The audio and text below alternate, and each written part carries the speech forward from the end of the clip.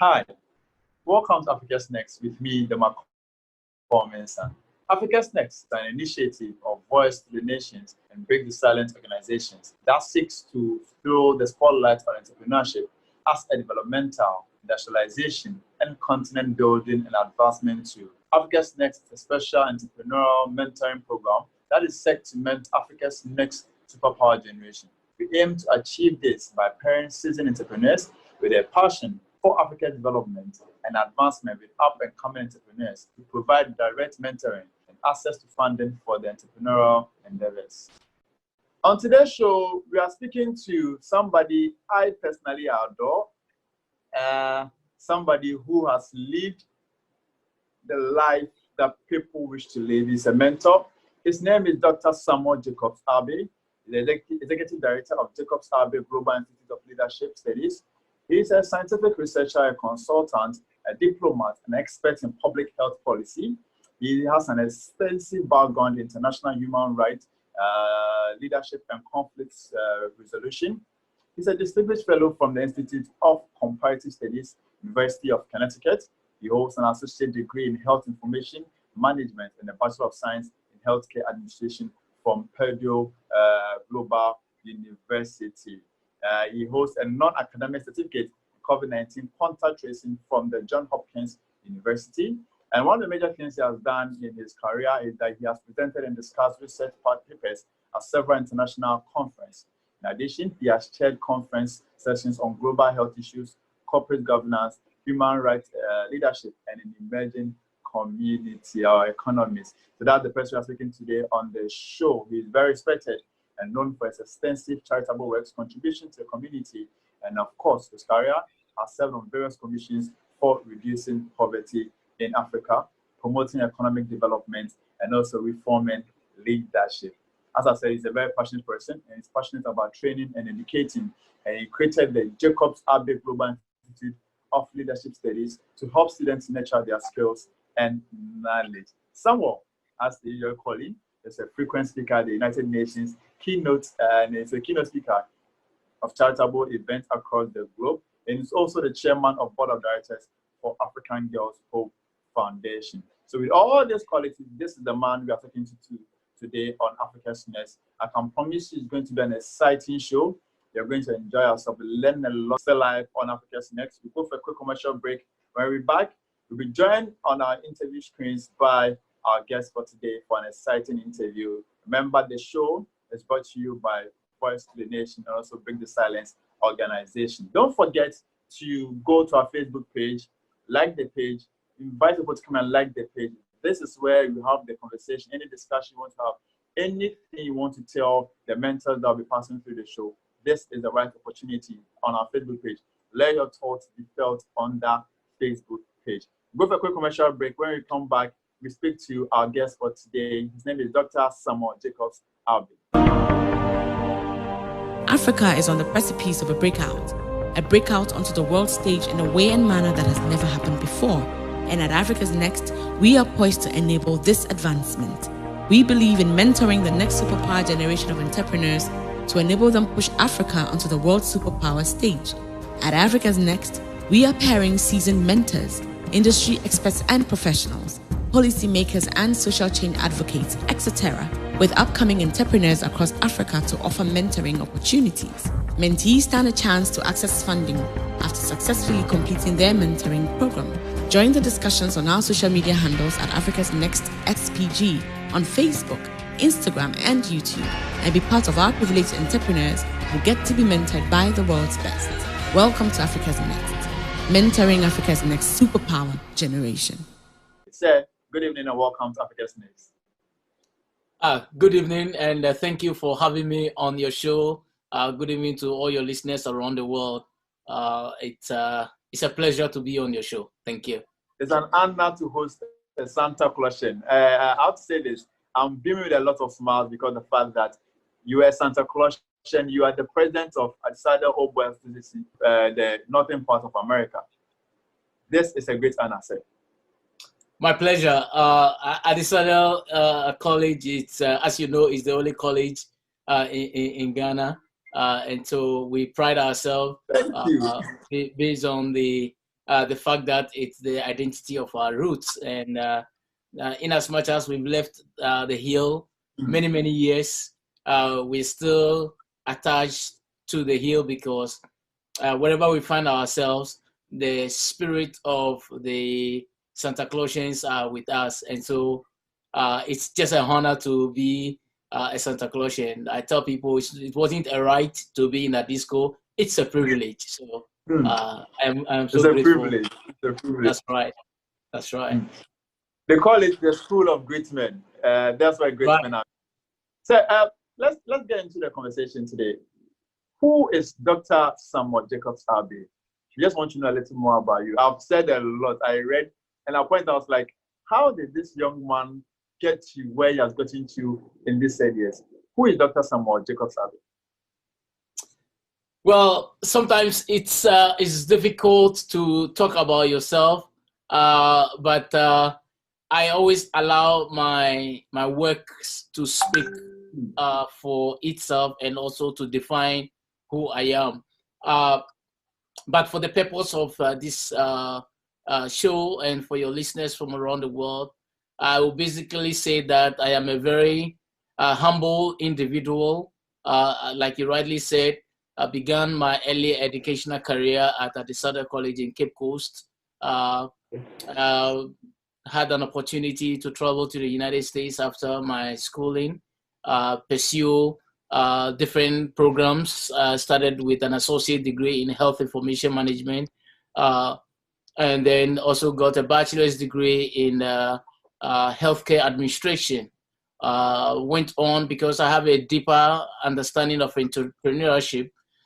So I decided that I took a program in MBA, and I just didn't do a generalized MBA, but I got a specialized MBA with a concentration on the healthcare management and health policy.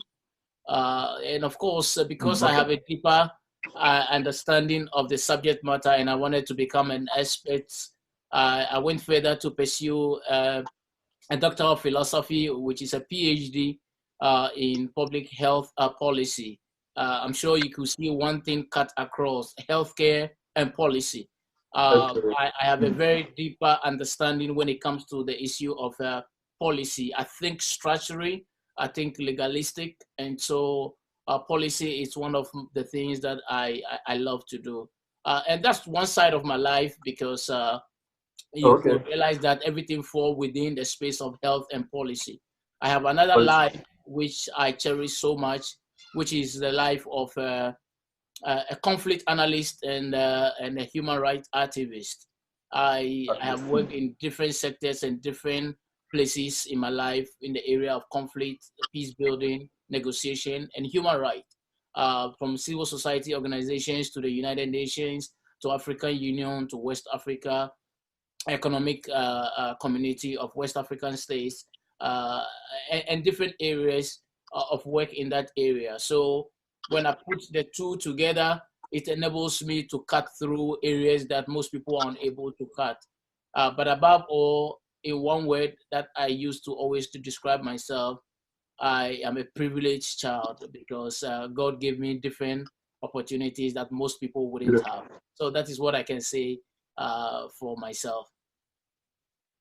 Wow, that's a beautiful line of run through your Untitled College time to all the way to the United States. And I can say from the few that you read, you're not doing bad yourself.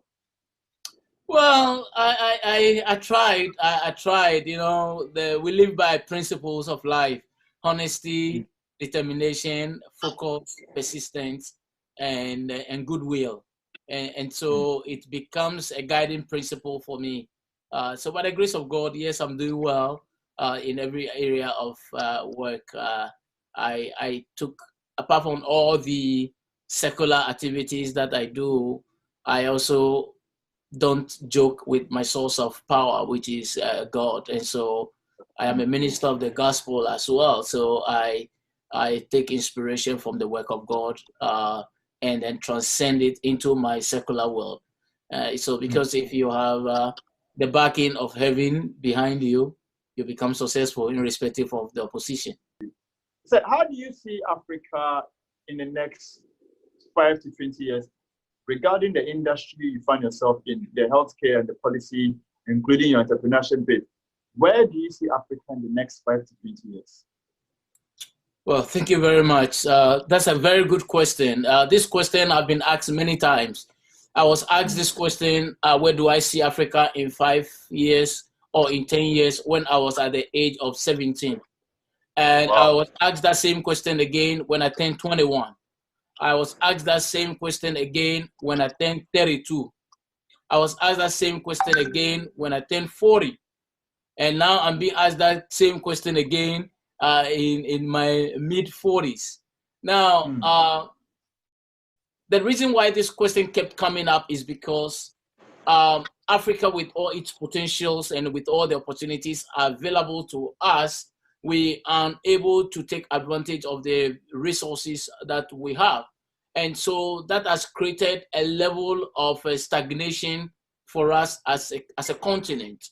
I tell people all the time that God is a very interesting God, because in spite of everything, he gave Africa what the rest of the world do not have. We have bauxite, we have magnesium, we have gold, we have diamond, we have timber, we have desert, we have oil, just name it. Every single natural resources that will make our continent great, we have it. But the question is, why has Africa development hasn't shifted for a long time? It tells you that there's something called leadership.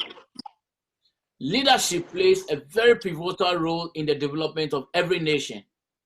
A country that does not have the requisite skills and capacity for leadership will continue to remain stagnant and will not be able to move to the next level of development. One may ask, but why are you saying that? If you were to be in Ghana, Ghana has developed tremendously since the last 10 years or the last 20 years. But then one would say that that's true. But on what metrics are you measuring the development? Are you saying that because government did what it's expected of her to do, so you are giving government kudos? Let me give you a hypothetical metaphor.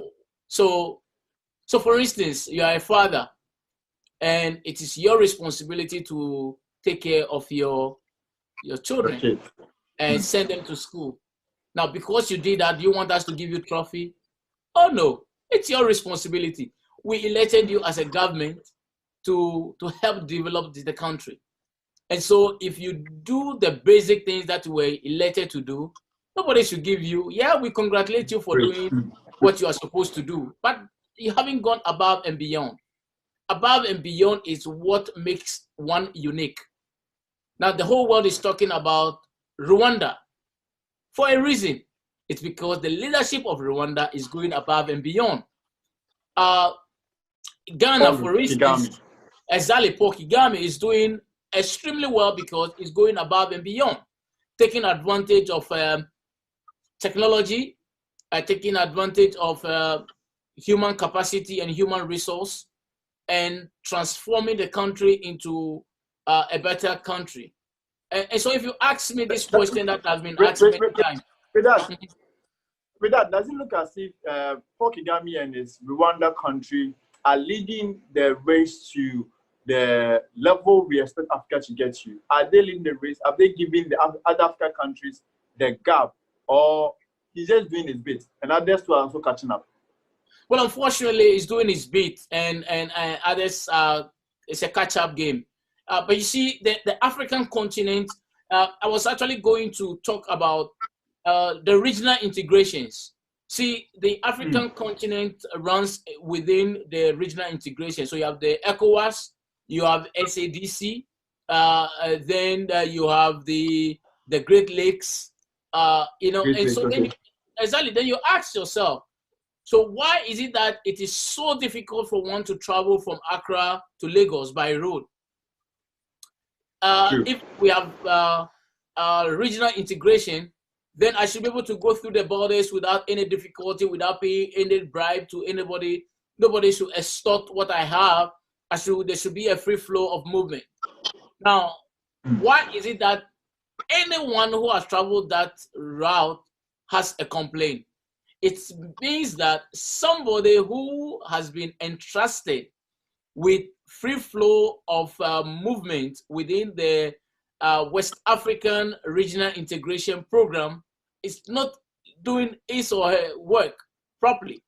That is why people will get stuck and sleep at the semi-border for many hours and pay bribes before they can cross through the border. It's unfortunate. Now, when you have such challenges, the problem you're going to encounter here is that we spend the same energies that we're supposed to use to develop the country to talk about the same thing over and over and over again. And so that's why I go back to the original question you asked, which I've been asked almost 7 times, because we are unable to move forward. If you ask me, where do I see Africa in the next 5 years? Promising, but can we get there? I doubt it. Because in order for us to get there, there's a certain level of work that needs to be done. The younger generation need to be empowered. Our educational system needs to shift and change critically, because most of our educational system in Africa, particularly in Ghana as a case study, is read the textbooks, chew it, let it stay in your mind, take an exam, pass, and you are considered intellectual. We have downplayed the effort of people with skill. And so young mechanics, carpenters, masonry, all those, we have no regard for them, because we consider them to be a type of people who do not have the intellectual capability in order for them to be able to, as it were, move forward. And so I will tell you that, yes, 5 years from now in Africa, it looks very promising. I'll use the word carefully, promising, but we need to integrate technology. We need to empower young people. We need to turn educational system and a whole lot. If we are able to do that, then I can assure you that some level of achievement will be made in Africa. Talking about that, sir, you are a policy analyst. What has your industry particularly done to make sure that the various plans that we have as a continent is being executed very well for it to push Africa to the next level as a policy analyst? Well, the Jacobs-Abbey Global Institute for Leadership Studies, as you may rightly know, our mission is to empower, equip, and to help formulate policy ideas for nations. We in our part, what we do is to empower young people. We empower policy learners. We empower politicians by organizing specific training programs that will, in our perspective, believe will help these countries to have better governance. For instance, elections is coming up in almost the whole of Africa. And so one of the things, but for the COVID-19, which have delayed some of our programs, one of our programs is to hold series of trainings for good governance.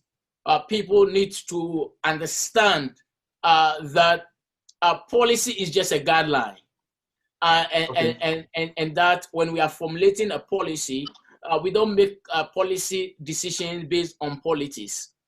Because when you make policy decision based on policies, you are making on politics, then you are making a lot of error. Because if government switched hands, what you're going to see is that there's going to be a reversal of policies, and then we come back to square one of where we left off.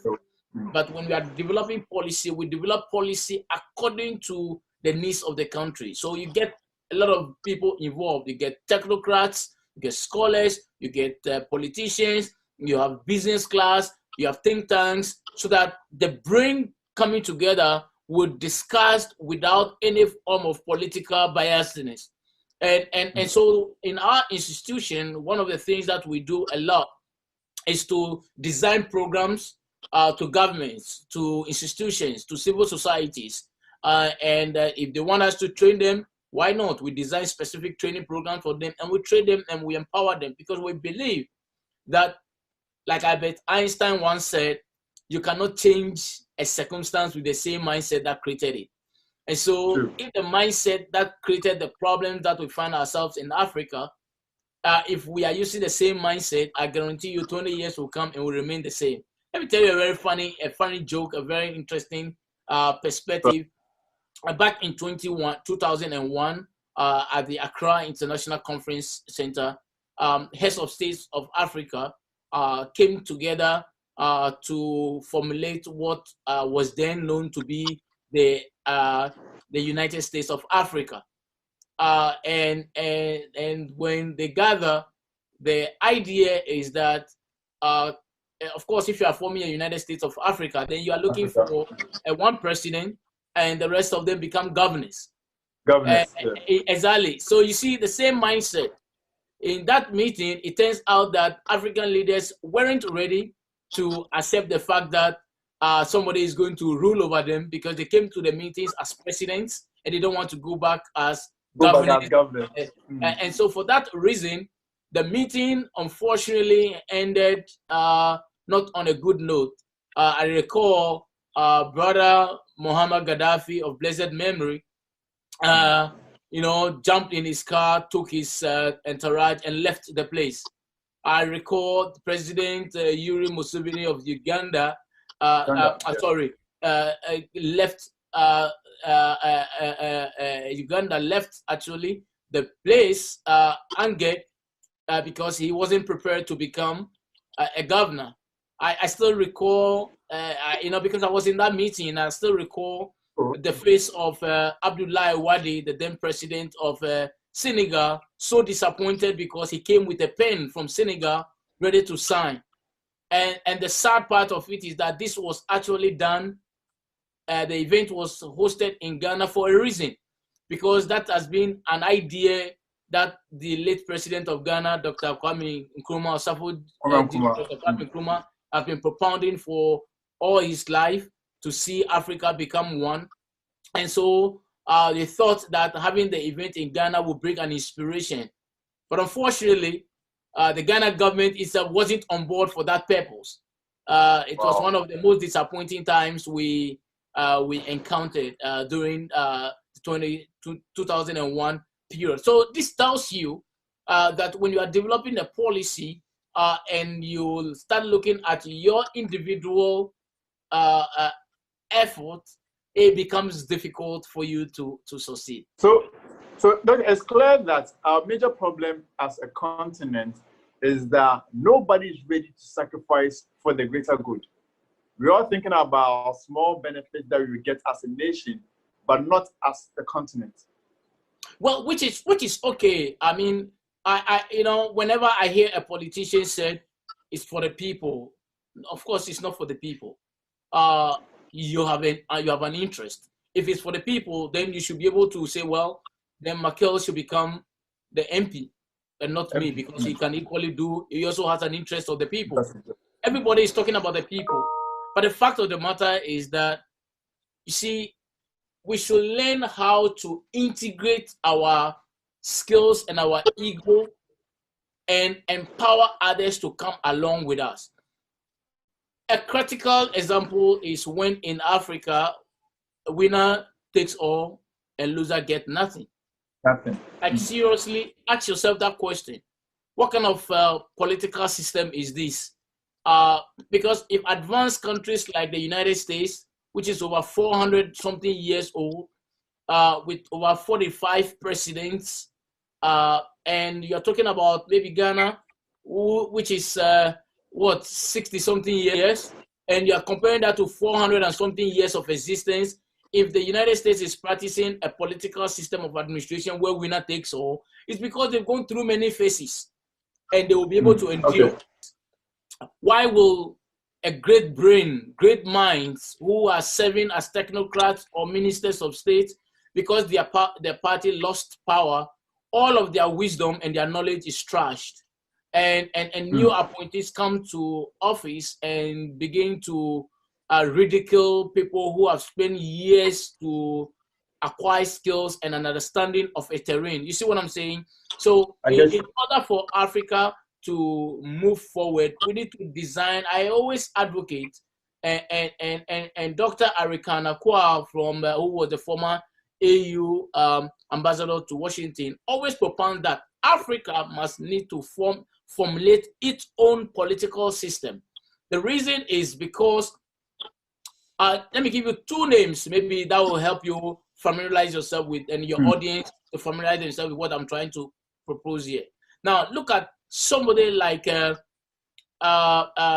Chachuchi Kata, legal luminary. Okay. I mean, the brain is one of brilliant right? man. Now let's look at somebody also like our current president, Dr. Nana Akufo-Addo. Now, Okay. these are great legal brains, both of them. They used to work in the same chamber. Great legal brains. Now, the question you ask yourself, why is it that when Nana Akufo-Addo becomes president, he cannot use Chikata, who is that brainy, to help its legal system, to help the Ghanaian legal system to reform? Why will Chikata's brain become exactly? Because why will Chikata's brain become redundant for 6 years or for 4 years or for 8 years until his party comes to government, and then he will be made a minister of justice and attorney general? There's something fundamentally wrong with the thinking process here.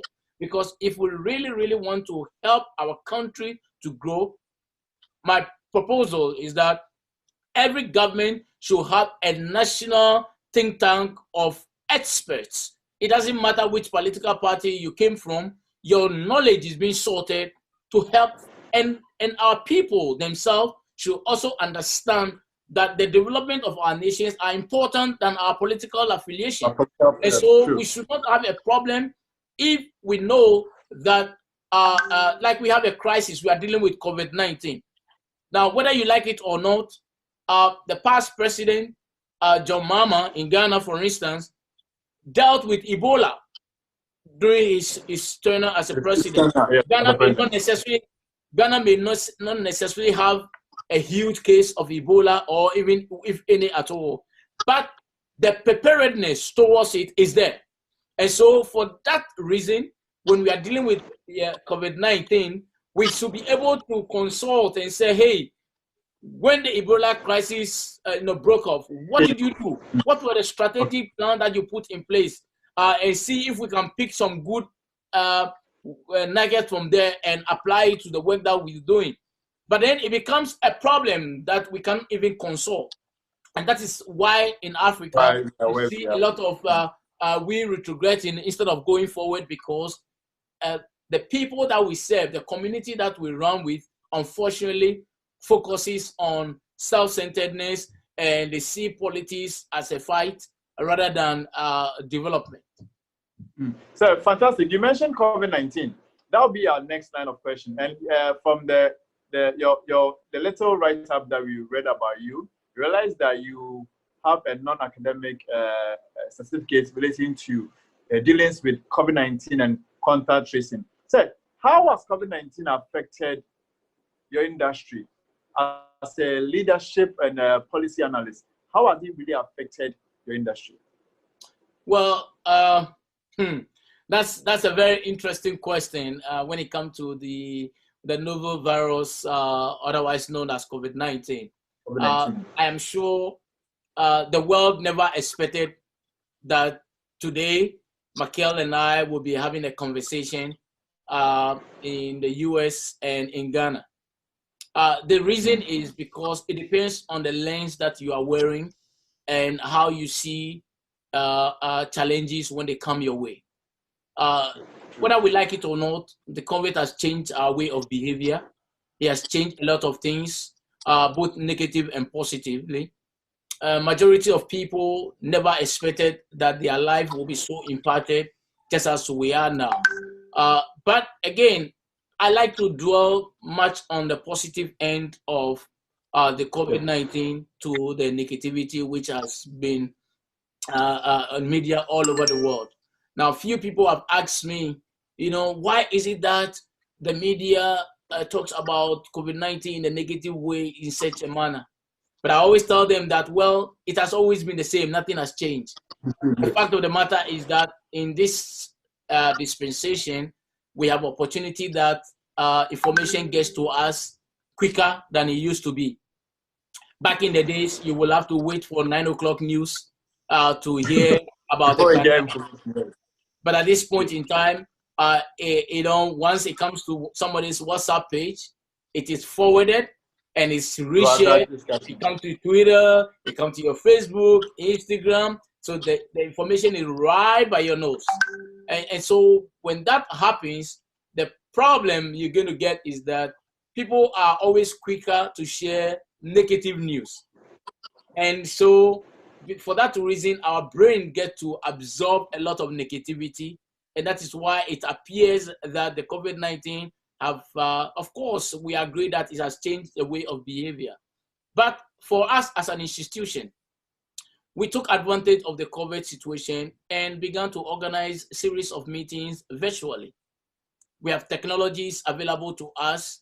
We have Zoom, of course. We have FaceTime. We have the WhatsApp time. Now we have Messenger time. You know, you can use all manner of tools at your advantage. Now, it is possible that had it not been COVID-19, yourself and I would never have crossed paths, even though we both went to a disorder college. Yes, certainly. Had it not been COVID-19, if I'm not in Ghana in person, I may not be on your program. But an opportunity through COVID-19 challenged us to go beyond the borders. And so the question I ask myself all the time, so it is possible. So why haven't we tried it all this time? That we could use technology to interview people all over the world. Why have we spent too much money, resources, buying equipment and cameras and all that? And now COVID-19 has just proved to us that it is redundant. We can't use them. Now, another area you should also take, and I'm going to the higher level, a deeper level of conversation. I'm looking at national securities. So our government spent tons of thousands of dollars, millions of dollars, if I may, to stock their national security apparatus. So they get a lot of guns, a lot of Tomahawk missiles, got a lot of tanks, you know, huge tons of money invested into Department of Defense, which is okay. For war. But now COVID-19, for the biological weapon. A microscopic virus has just proved to us that in as much as we've invested our resources into this area, well, for the last 4 months, whether you like it or not, we've all been grounded to stay home. So the question to ask is that how prepared are we as nations to confront bioterrorism? Because this took the world by surprise.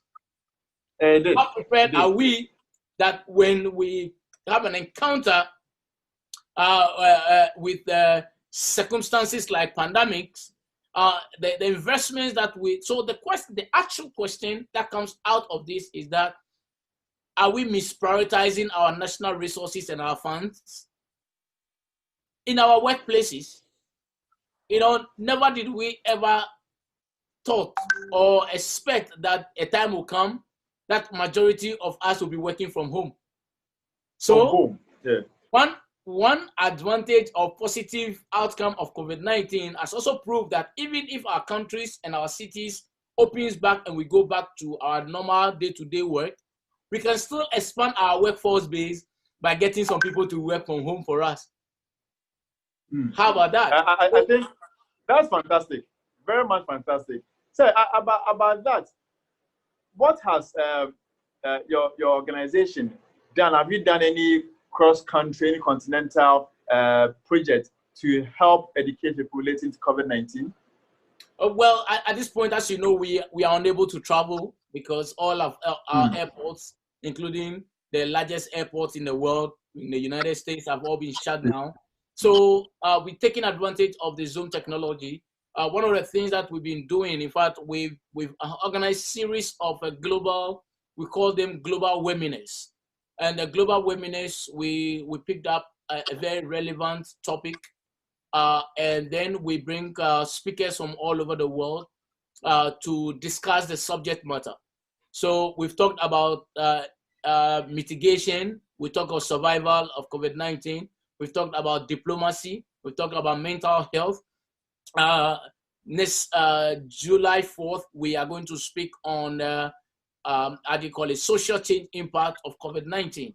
So at this point, when we put our numbers of people who have been impacted, so far we've impacted almost 500,000 people with knowledge base, because we have a lot of participants who joins our webinars to acquire knowledge. And rightly so, as you read from my profiling, I am a United Nations World Health Organization consultant on COVID-19, as well as John Hopkins trained for contact tracing. So when people get infected, I have this requisite skill to be able to trace all the people that they've had in contact with.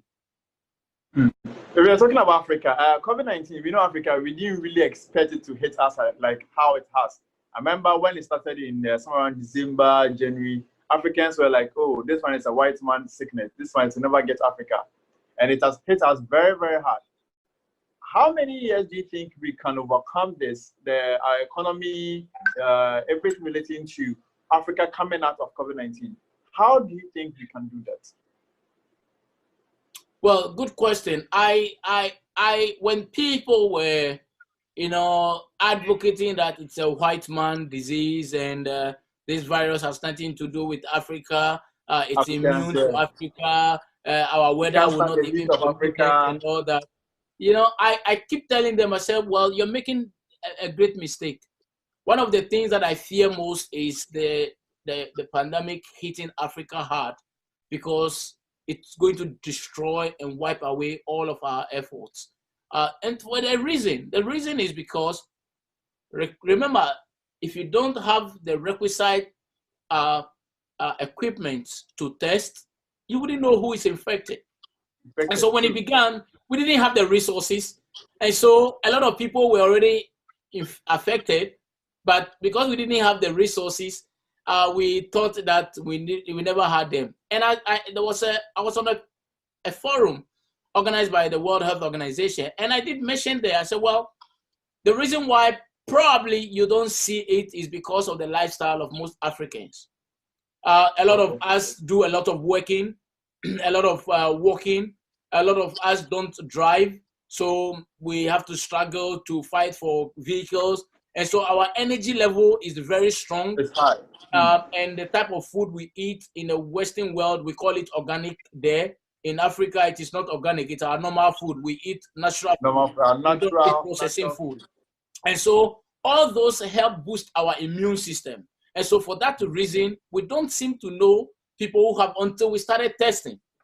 Now, when we started testing, you realize that the numbers are high, because now that is the scientific way by which to get to know that people are actually being impacted by the virus. Now, my greatest fear is that if government does not put in requisite measurements to keep the problem, once it gets into our villages, that is where the problem is. Because once it hits that path of our countries, a lot of lives will be wasted, because one, we don't even have hospitals there in the first place. We don't have ventilators. And as you know, if you know how the COVID-19 works, it immediately affects your respiratory system. Your respiratory system. And so if you can't breathe and you need ventilators, and our hospitals we don't even have the hospitals, let alone have the ventilators. And the sad part of it is that even if you have the hospital and you have the ventilators, you also dealt with what they call the DUNSO, right? You don't have proper lighting system. True. It's a huge challenge for the African governments. And so my advice, which I have given to a lot of them, is that do everything that you can to protect those in those remote areas of the nations, and ensure that public health workers will be sent there. The equipment for testing will go into those regions as well. And hospitals that are the regional hospitals should be immediately be equipped, just in case people get sick, they can easily be rushed there. And like we did here in the United States, I'm sure you may have seen in New York, when it surged, what the governor Andrew Cuomo did in New York was to convert a hospital, a hotel, a stadium, the hotel into a hospital. You know, the U.S. Armed Forces came to turn a stadium into a hospital. Now, there was a massive ship, you know, a huge ship. The United States ship was converted. It's a hospital ship. Came to dock on the sea. Why? Because the United States has that capacity and the resource base. In our countries, even our government have to go and borrow money from the World Bank to fight COVID-19. True. You understand what I'm saying? So the reason is that's the reason why it appears that Africa didn't have much of it, because they were not testing. They didn't have the resources. But once they started testing, you know, because somebody I recall asked me, well, the government of Ghana shut the country down when they only have like what 100 cases or 10 cases, you know, and then why are they opening the country when you have over 5,000 cases? Now you have over 10,000. But I tell them that, well, governments will not use scientific data to open their countries. No, they will use economic measures, because government can feel the pain. Government knows when their resources are being drained, and so for that reason, economic decisions were used in opening some of these countries. Unfortunately, even in the United States of America, with all its resources, now almost every state partially has opened. We have about 50 states here. Almost every state now have opened partially phase 1, phase 2 of their opening process. But guess what? Just today, the scientific data that came back shows that the coronavirus have increased in all the states that open. But the reason why you see a huge surge is because, remember, we have a way of life and we have a way of behaving. And so when you are suppressed for a while, it gets to a point that you start to rebel. Get tired, you want to get free, yeah. So what probably we may have done, maybe our opening strategy may not have worked. We just loosely open the countries without enforcing face masks, 6 feet, or in Ghana they call it 1 meter. 1 meter. Distance. You know, here we call it 6 feet distance. Maybe we did not pay attention by enforcing it. It became voluntary. And if it's voluntary, like recently we just celebrated Memorial's Day and all of our beaches are open. And when you are in the beach and you are swimming, the virus the seawater does not take away the virus. So all the people transfer from one person to the other. Absolutely. So you see, so that's what happened. So unfortunately, now in the US, we have 2 million people with the virus, and the number of death is over 100,100 people are dead in the US alone. But you know, that's the difference here. In Ghana, I think it's different. Although we are recording a lot of positive cases, our death rate is extremely low. And well, that's why if I may, that's why I told you earlier on that our lifestyle is the reason why you see the low death rate. Not because we are doing something special or because our physicians are magicians and they are able to diagnose better than those in the Western world. It is because of our lifestyle. Our lifestyle, like I said, is that a lot of us don't have deficiency when it comes to vitamin C. We have the sun, it scorches on us all the time. Our vitamin Ds are very strong. We eat a lot of natural food. We do a lot of exercising. We walk a lot. Here in the US, I leave my house. My house is fully air conditioned from morning to evening. I jump from my house. I sat in my car, fully air conditioned. Get to the office, fully air conditioned. The same life cycle.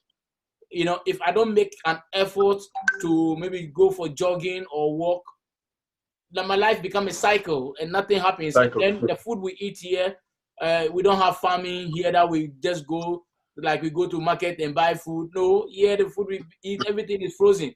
You get the chicken frozen. Ghana, we don't, you know, now that it's becoming more westernized, they may, but back in the days when I was in Ghana, if you want chicken, you go to the farm and get real You get the live chicken. chicken. You know, so our body system is said that it has the capacity to handle some of these things. Here in the US, majority of them have underlying medical conditions.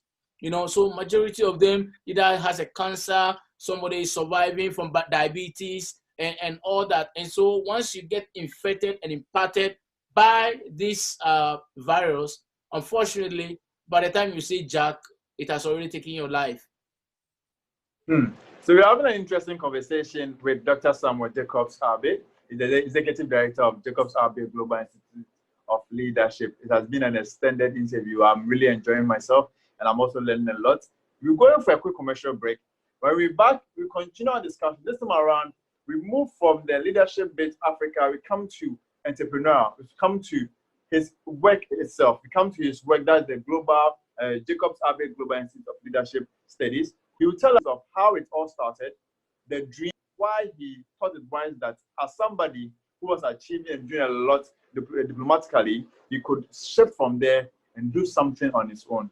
The Live on Africa's Next, go to our Facebook page, go there, like the page, share the page, invite friends to come over to Africa's Next page, where we'll be interacting with a lot of mentors, entrepreneurs from all over the continent to be giving you the various details into where they found themselves, where they have gotten to, how they got there, or the best way for us also to climb that ladder and get to the level or the height they have attained in their journey. My name is Macall Mensah. I'll go for a quick commercial break. When we come back, we still continue our conversation with Dr. Samuel Jacobs-Abbey. Stay tuned. Back from the commercial break. It's still live on Africa's. So this is the #1 hub when it comes to mentoring entrepreneurs of Africa's next superpower generation by the various individuals from Africa, entrepreneurs and men from Africa who have attained a higher heights in their various industry. We have been having an exciting interview with Dr. Samuel Jacobs-Abbey. Welcome back from the commercial break. My pleasure. Okay, now let's get into entrepreneurship. How does a diplomat switch from his work and all of a sudden he's becoming an entrepreneur and he's doing fantastic in that department? Tell us more about your life as a diplomat. Well, thank you very much. Well, sometimes when we talk about diplomacy, the idea that comes to the mind of people, it's the representation of a country in a big, flashy, luxurious environment with security all over you. And SUVs, big houses. Absolutely, big houses with people to help you become successful. No, none of those matters to me at all. None of that is, for me, that is not the purpose of being a diplomat. The purpose of being a diplomat is to fully represent an idea, represent a concept. Hello, welcome to Jacobs-Abbey Global Institute for Leadership Studies, a research, teaching, training, and leadership institute that critically provides strategic transformational thinking to leaders and students with the opportunity to develop and create lasting impact in their institutions. Championed by a world-class faculty, one-on-one executive coaching, and peer learning, our programs are offered both online and in cohort sessions. Jacobs-Abbey Global Institute for Leadership Studies partners with academic institutions, civil society organizations, local communities looking to accelerate the impact of their leaders, more effectively engage teams, and build inclusive cultures of employee engagement and performance. We offer courses such as certificate, diploma, and advanced diploma in counseling psychology, marriage counseling, applied psychology, child mental health, conflict and peace studies, international human rights law, security and governance, and in gender studies. For enrollment, email enroll@jaglobalinstitute.org or visit us online at jaglobalinstitute.org. Back from the commercial break. It's still live on Africa's. So this is the #1 hub when it comes to mentoring entrepreneurs of Africa's next superpower generation by the various individuals from Africa, entrepreneurs and men from Africa who have attained a higher heights in their various industries. We have been having an exciting interview with Dr. Samuel Jacobs-Abbey. Welcome back from the commercial break. My pleasure. Okay, now let's get into entrepreneurship. How does a diplomat switch from his work and all of a sudden he's become an entrepreneur and he's doing fantastic in that department? Tell us more about your life as a diplomat. Well, thank you very much. Well, sometimes when we talk about diplomacy, the idea that comes to the mind of people, it's the representation of a country in a big, flashy, luxurious environment with security all over you and SUVs, big houses. Absolutely, big houses with people to help you become successful. No, none of those matters to me at all. None of that is, for me, that is not the purpose of being a diplomat. The purpose of being a diplomat is to fully represent an idea, represent a concept, represent a nation. You are a representative of your brand to a particular audience. So for me, as somebody who has been with the United Nations system for a very long time, working as a child protection officer to help children from around the world who has been greatly impacted by armed conflicts, from Sierra Leone to Liberia to Rwanda to Congo DR, Togo, and just name them. I have seen a lot. I've seen a lot of young kids being affected by war. And not only that, I have also seen a lot of negotiation. See, diplomacy is all about negotiation. It's about agreeing to disagree for a common good. And so one may ask, well, then why do we get the impression that diplomats are big shots? I tell them they are not big shots. They are people who have a deeper appreciation of using bilateralism to agree on circumstances and situations. And so as a diplomat, I have worked in many countries. I have particularly traveled to over 119 countries. Beautiful. I have met with different people from governments to civil society to women organizations to children organizations and all that. And so I strongly think I have contributed my quota to that area. Now, my background in health propelled me to become a global health diplomat. And so I propound health issues from around the world. But the question you ask as to why will I transit from what I do into creating my own institution? Well, I strongly believe that, sometimes when you have control of the things around you, you are able to do it well.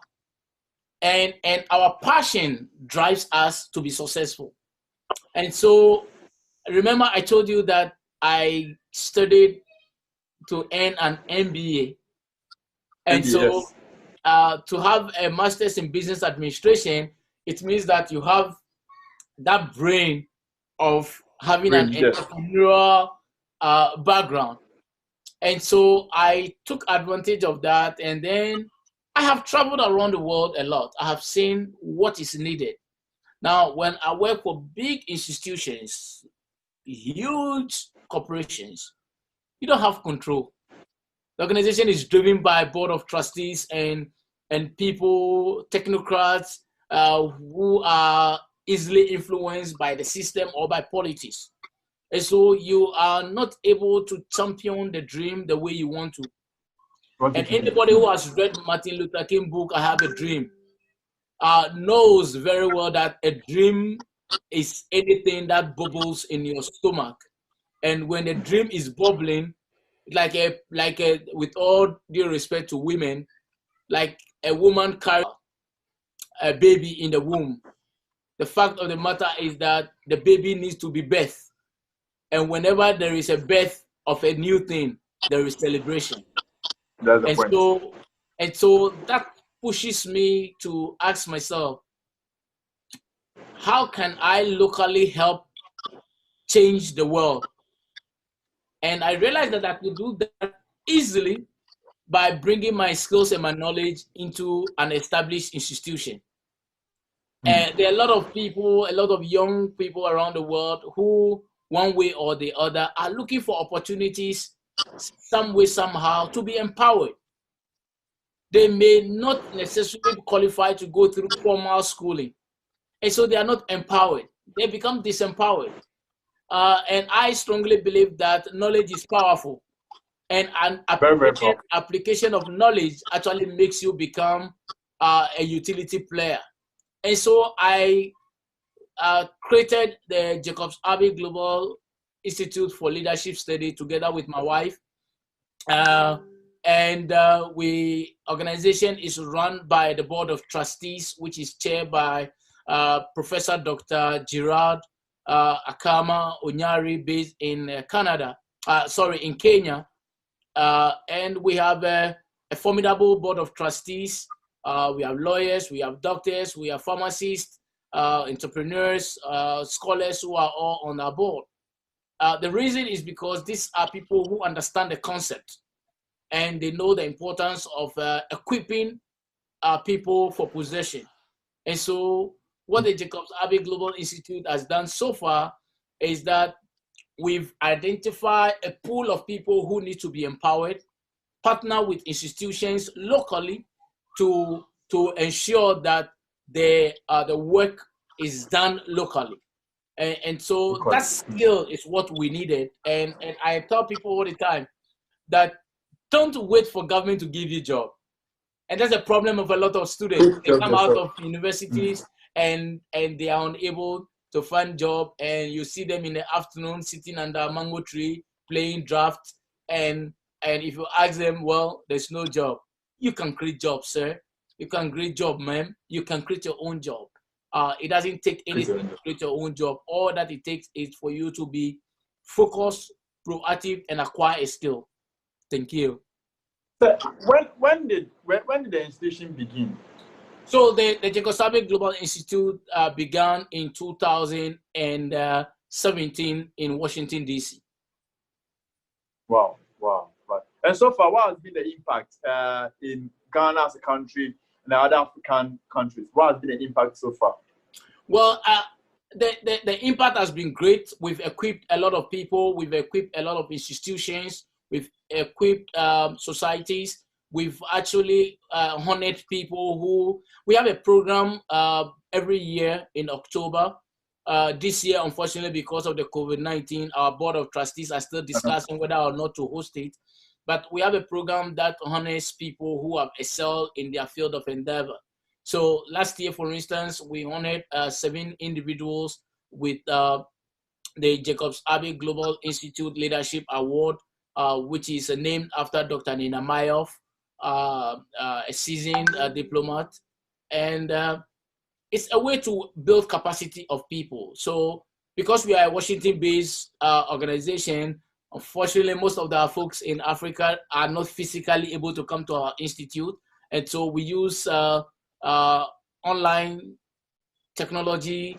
We have a classroom, Blackboard classrooms that our students enrolled in, and then they take courses to equip themselves and to help themselves. So far, in terms of quantifying the impact, I would say that we have imparted a lot. I don't want to put a figure to it. I don't have the statistics until my program department to give me that, but we have imparted a lot of people because, again, remember, I'm a conference speaker. So when I'm speaking in a conference, it goes to the institution as well. So let's talk about the development.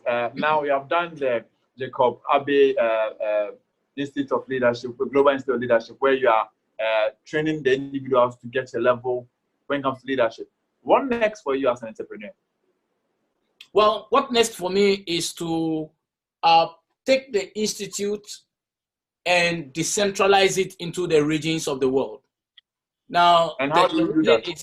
Well, that's great. So to do that, I am one individual who does not believe in duplicating efforts. No, it doesn't work that way, because then you are going to get unnecessary competition, which will not help develop your work. So my idea is that I will identify, I'm using the word I, understand, not me. As an institution, we'll identify institutions already on the ground. So for instance, we will open a conversation with, let's say, University of Ghana, to have a program within the school of like LACIA, Legon Center for International Affairs. We open a program with them. So some of their students will be able to take diplomacy courses directly from our school through our virtual program. Or we look for a private university in Ghana and we partner with them. So by so doing, you are bringing the program closer to them. They are studying locally, but their certifications is coming from international world, because we are fully accredited by the US Department of Education. Wow, that's impressive. We just can't wait for that to begin. So we're still on the discussion about entrepreneurship and the institute. Where do we lack as a continent? You have been in the work for a while. I think the mentees or the audience want to know, where have we lacked? Where has been that stopgap where our entrepreneurs are not able to continue their work? Because one of the major things in Africa, one of the major problems in Africa with entrepreneurship is the fact that we're not able to continue the work that we begin. And there are lots of business popping up, but the continuation is the problem. What has been that problem for you as an organization that you have realized that we need to work on as young entrepreneurs? We need to work on so that our works can be able to continue and be great like the Global Institute. Well, if you ask me, I'll tell you that everybody have a good intention. Everybody has an intention to start a program. As for intent, everybody has one. What we lack is the ability to fully comprehend the vision. And so an idea comes to mind. Africa Next show, that's what I want to do. It's an idea, it's a concept. It just popped up into my mind. Did I fully grasp the concept? Did I develop the concept to the extent that I know that I'm going to have some standing blocks on my way? When the storms and the challenges come, what do I have in place to sustain? Like when you are doing financial planning, we always advise people that irrespective of how, you must ensure that there is a 6 months of emergency fund somewhere, every time, so that when the unfortunate hits you, at least you and your family. Like the COVID-19. Absolutely. So if you have no emergency fund, the problem you're going to have is that you expect government to give you a stimulus check and it will come and it will finish.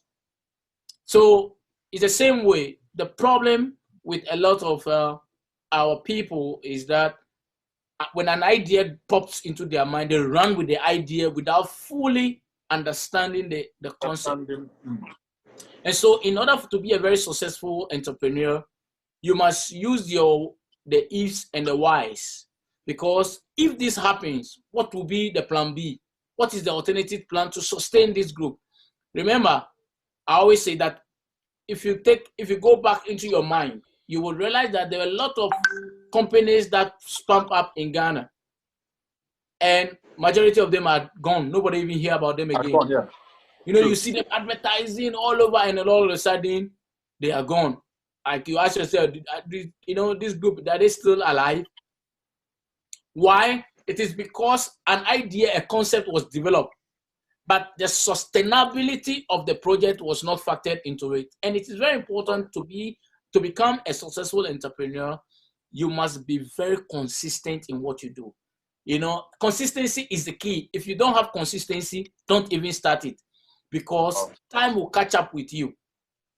Like this program you're doing, if the vision is to remain, you must know that a time may come in the development of this program that you are going to experience financial challenges.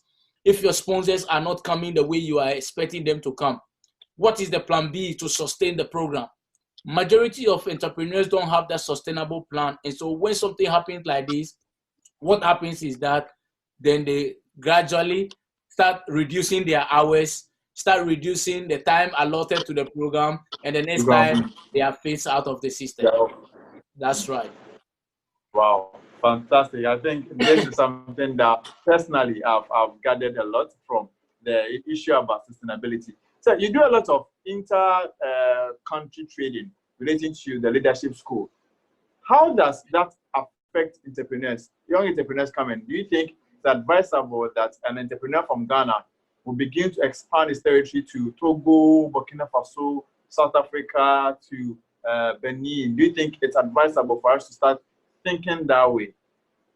Yes, I totally agree. It's advisable because it's part of the regional integration.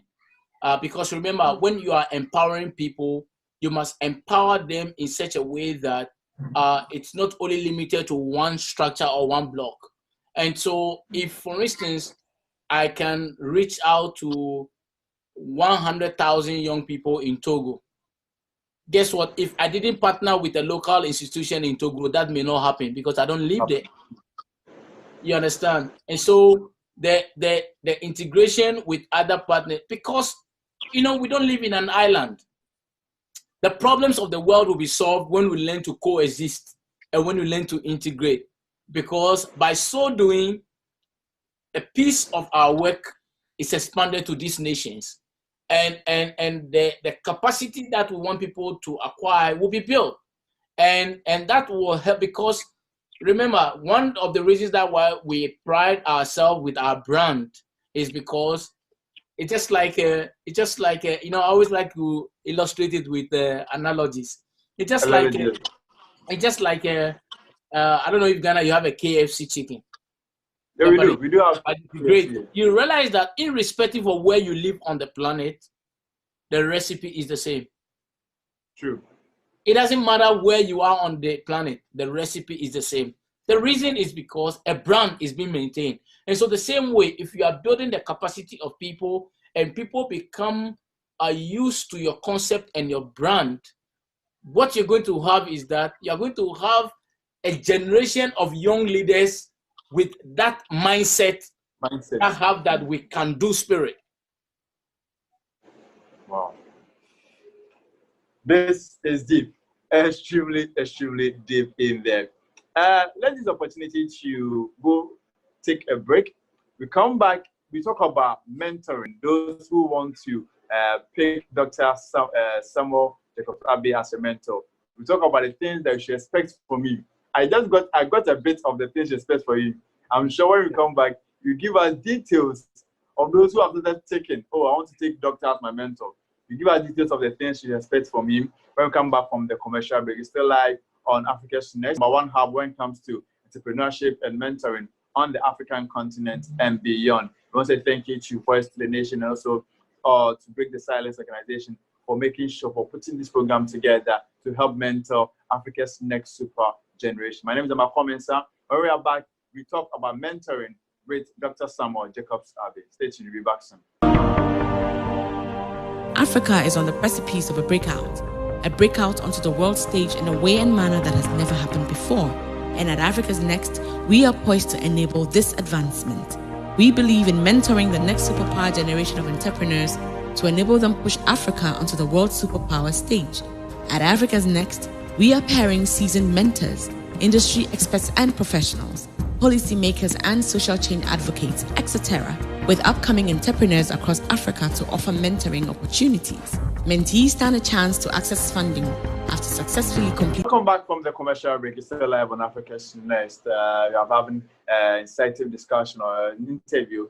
Dr. Samuel Jacobs-Abbey is the Executive Director of Jacobs-Abbey Global Institute of Leadership Studies. And we are here basically to make sure that the individuals or personalities who have moved, entrepreneurs and mentors who have moved from the continent, who have attained greater heights, are able to mentor Africa's next superpower generation to help all of us with our hands together, take Africa to the next level that we expect Africa to get to. Sir, welcome back from the commercial break.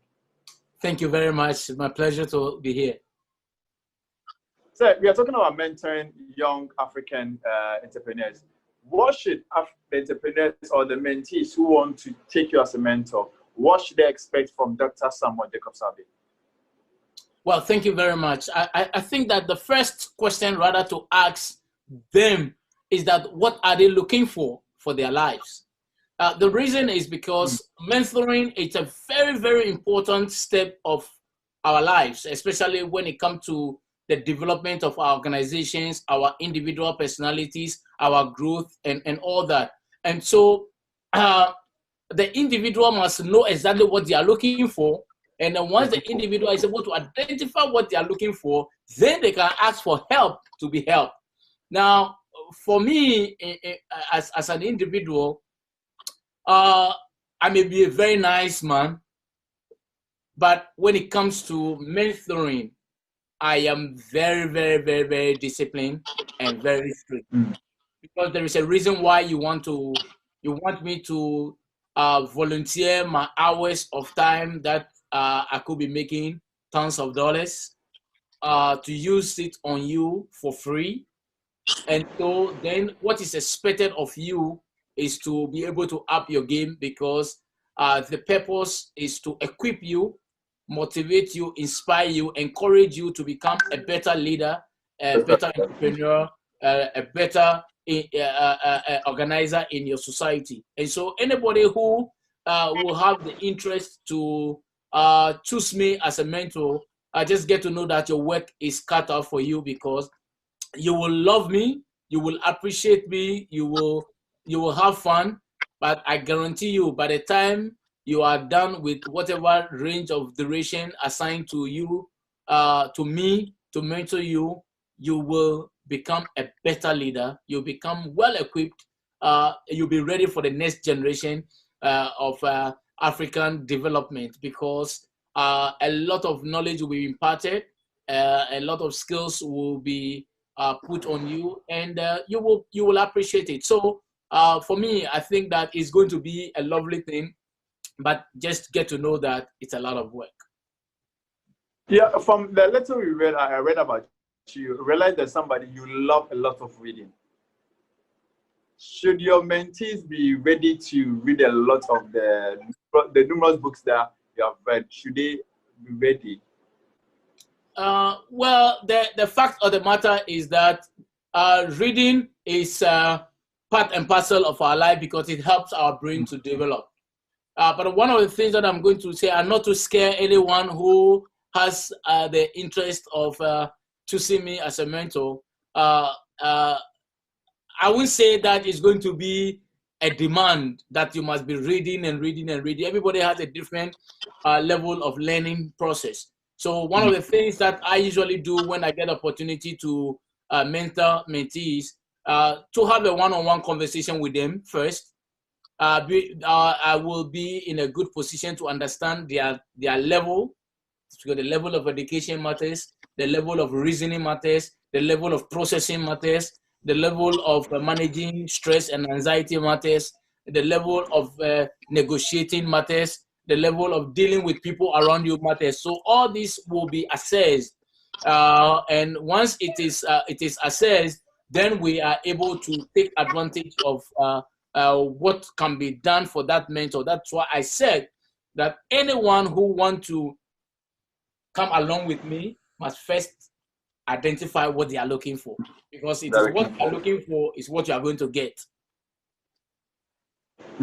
Wow, I just can't wait for the mentorship programs all to begin, so that we can be able to assign individuals to Dr. Samuel Jacobs-Abbey. I'm sure you will learn a whole lot, and I'm very certain that you work a whole lot too. Because this man is a man that just doesn't only rely on knowledge, but also believes in the application of that knowledge. So we're wrapping up on the interview today. We want you to give your last words to the individual, the audience who have followed the interview from the beginning to now, and the various entrepreneurs who would like to choose you as a mentee. What is your last words for them? First of all, I want to thank everyone, all of your listeners from around the world who tune in to this program. I'm very humbled. Without you, this program means nothing. It will just be utterances that we are just sharing. But because the intent is to make an impact in the lives of people, and because you chose to watch this program, we are very grateful. Particularly, I'm very grateful to you. I also want to thank Macall for having me on your show, and your producers and the rest of the crew. I want to really thank all of them. My last words to everyone listening to me now is that there is absolutely nothing on this planet that cannot be achieved. One of the things that I always remind people is that imagine how frustrating it appears when you try to get something done for a long time and yet you are unable to do it, and somebody comes around and within a second the person fixes the problem for you. You look awkward. You can't believe that you spent hours trying to solve a problem and somebody came and solved the problem in a second or two. The reason and the difference between the two of you is knowledge. You are who you are, and the acquisition of skills and knowledge that you acquire determines how well you can live your life. I have always maintained that to be very successful, always keep it at the back of your mind. It is the amount of knowledge and the amount of things that you know determines your future. You only can talk about what you know. If you don't know it, you don't know it. So be very ready to submit yourself to knowledge, and don't feel too big to learn. I owe a PhD, but I still submit myself to go take certificate courses. It doesn't make me a meaner person for nothing at all. It helps me to understand perspective of others. That is how to become successful. You must first be determined, be focused, be honest, and be humble. And above all, be consistent in what you do. Consistency is always the key to victory. Thank you very much for listening to me. Sir, you are very much grateful. Me, one thing I take from the conversation, the interview, is that consistency is extremely important. And information is also one of the major things that one needs to get so that you can be able to get the knowledge, and this application will get you the success that you deserve in life. We have been having an interview with Dr. Jacobs-Abbey. He's the Executive Director of Jacobs-Abbey Global Institute of Leadership. He's a scientific researcher, a consultant, diplomat, and an expert in public health policy. Sir, we are grateful. Thank you very much. It's a pleasure to be on your show. Thank you so much. So wrap for us today on the show. We want to say a big thank you to our guest, Dr. Jacobs-Abbey. Sir, we are very much grateful. Thank you to our sponsors, Voice to the Nations and Break the Silence organization. A special thank you to you, our audience, for staying tuned in. Our heartfelt thanks goes out to our production staff and crew. You guys are the best. Remember to send a message to Africa's Next on Facebook, indicating the mentor you would like to be paired with to learn from. Thank you for tuning in. I'm going to come your way again, same time next week with another exciting interview with another incredible mentor. Now, be with me, the Macall Mensah, on Africa's Next, where we are mentoring and empowering Africa's next superpower generation. Thank you for staying tuned. Africa is on the precipice of a breakout onto the world stage in a way and manner that has never happened before. And at Africa's Next, we are poised to enable this advancement. We believe in mentoring the next superpower generation of entrepreneurs to enable them push Africa onto the world superpower stage. At Africa's Next, we are pairing seasoned mentors, industry experts and professionals, policymakers and social change advocates, etc., with upcoming entrepreneurs across Africa to offer mentoring opportunities. Mentees stand a chance to access funding after successfully completing their mentoring program. Join the discussions on our social media handles at Africa's Next XPG on Facebook, Instagram, and YouTube, and be part of our privileged entrepreneurs who get to be mentored by the world's best. Welcome to Africa's Next. mentoring Africa's next superpower generation.